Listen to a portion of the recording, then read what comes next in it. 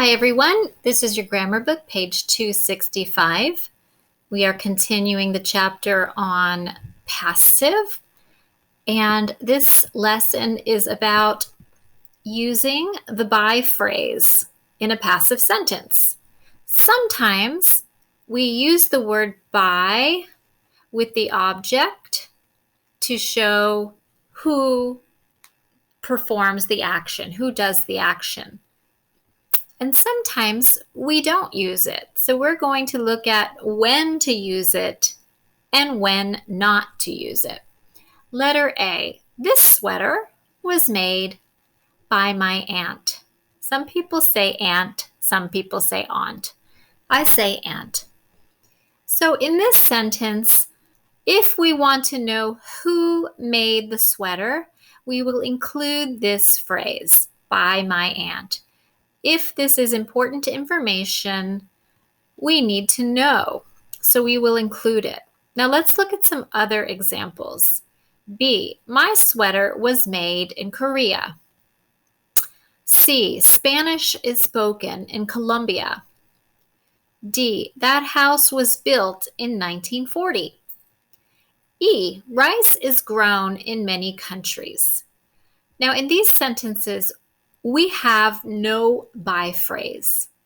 The reason is we're talking about all people. For example, my sweater was made in Korea by factory workers. We don't know specifically who made the sweater. Okay, or Spanish is spoken in Colombia. This means by all people. So we understand we are not speaking about a specific person, but we are speaking generally. That house was built in 1940.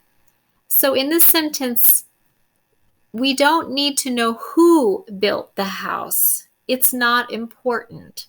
Okay, so the focus is on when it was built, not by who performs the action.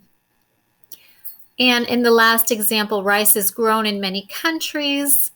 Again, we know that farmers grow rice, so we don't need to say by farmers. It's understood. Okay, now, when we do want to know who performed the action, we need to include the by phrase. So look at letter F. My aunt is very skillful.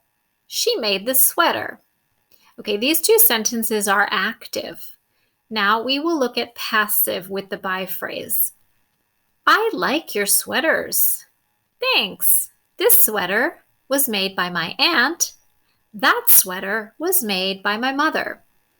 In these passive sentences, we do include the by phrase because that information is important to the speaker. We need to focus attention on two different people who made the sweaters. Okay, and that's the end of the lesson. See you next time.